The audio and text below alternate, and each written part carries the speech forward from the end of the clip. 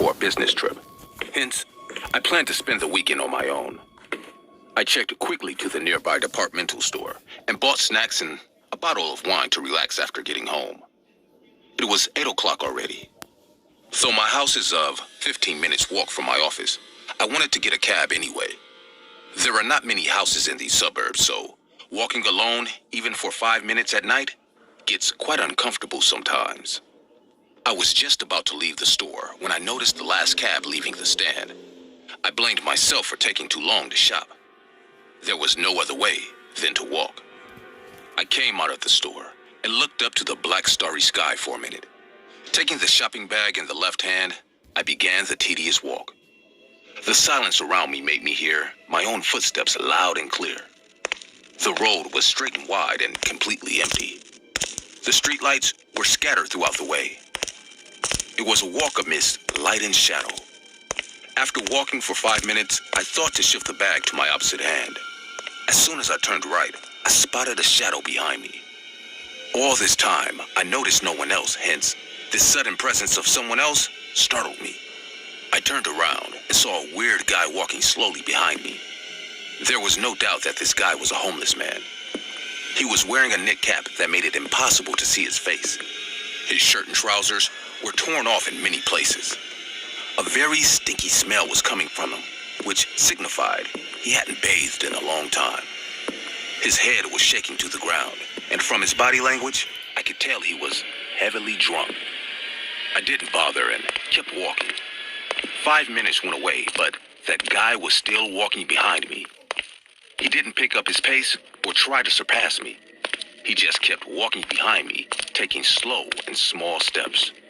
I started walking a bit faster and decided to take a shorter route besides the nearby kids' park. Somehow, I reached the end of the road and turned right to head for the park. For a second, I turned back to check out that guy. He was still walking in the same manner, except for this time, I noticed his wide hands and the color of my face turned pale. There were drops of blood on his hands. It seemed like someone scorched the skin out of his hand, making the blood gush out of his flesh. A sound of chuckling came from his mouth. I still couldn't see his face. Terrified and shocked, I ran towards home. This time, the man picked up his pace and started to run behind me, making that obscene, spine-chilling laughter. The more I ran, I heard his chuckles turning into mad cries. His behavior implied that my fear was entertaining him immensely. I was panting and perspiring even on that chilly winter night.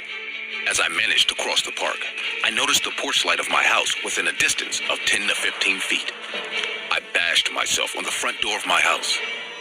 I took out the key under the doormat quickly. My hands were trembling, yet I managed to open the door and slammed it hard after entering the house. I locked it immediately and locked all the windows in the back door as well. My heart was racing like a wildfire. It took me 5 to 10 minutes to breathe normally again. After a while, when I realized there was no sign of that guy or his horrifying laughter, I peeked through the curtains of my living room. The streetlights made the area clearly visible. I looked everywhere. A sense of fear was still inside me. There was no one outside as far as my eyes went. I felt relief. I went to the kitchen and had a glass of water.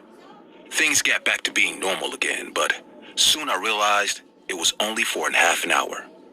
What happened next changed my entire experience with life. I sat down to watch a movie, pouring myself a glass of wine. The movie was going well. Just then, I heard a low thud. The sound was like a knock on a glass window. I followed the thudding sound to find out where it was coming from. I checked all the windows of my house, but couldn't find anything. As I started to walk upstairs, I heard a squawking sound coming from the attic. I guessed it could be the attic mouse. I grabbed a torch and went up the attic ladder to check. The attic was dark and dingy. It was filled with a bunch of old furniture in cardboard boxes. We used the attic just like a storeroom. I moved around the flashlight, but nothing unusual caught my eye. The sound also stopped the moment I turned on the flashlight. I thought it was my tired head imagining everything. I headed for the ladder to get down and go to bed. As I took the first step, that squawking sound began again. My ears followed the direction of the sound. I had no doubt this time that it was coming from my little attic glass shed. I flashed the light onto the sound. I was a bit drunk, so it took me a second to figure out. But when I did, my heart flunked to my throat. It was him, the homeless man. He was leaning over the attic glass window. As he knocked the glass with his long, dirty nails, the squawking sound came out again. His face was full of scars. I could see clotted blood all over his face. He started to scratch the skin with his filthy nails. I was standing there, numb. I didn't know how to react. He was looking directly at me.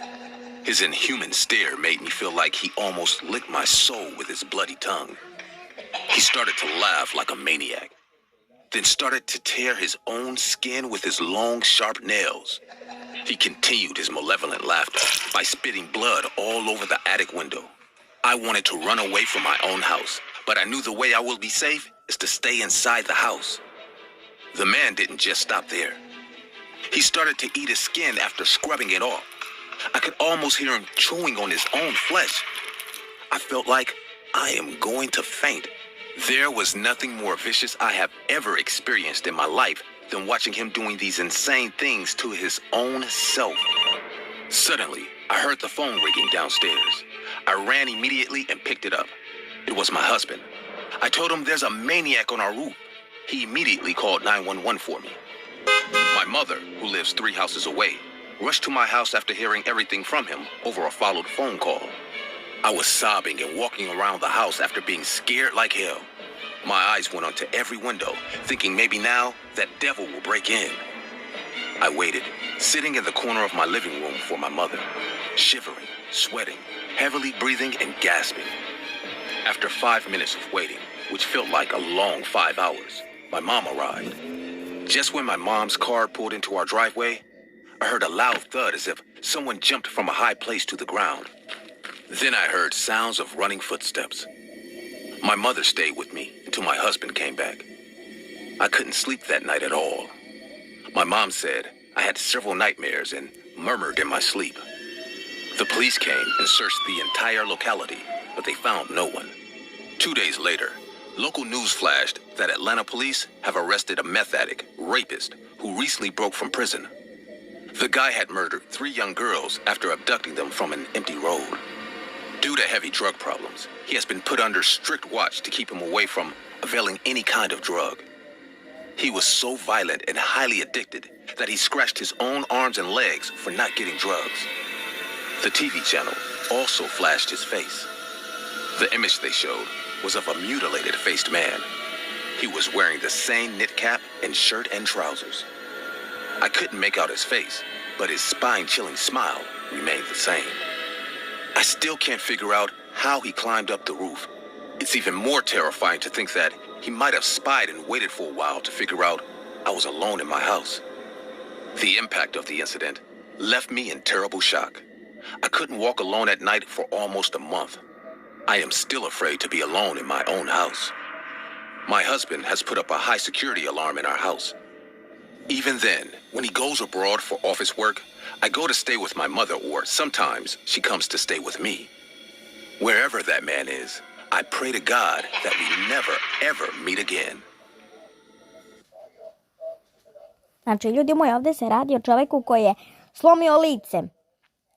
Znači, napišite mi dole u komentare vašu ocenu od 1. Meni je ocena 7,5. Tako da, to je to ljudi moji, vidimo se u nekom sljedećih videa. Pozdrav!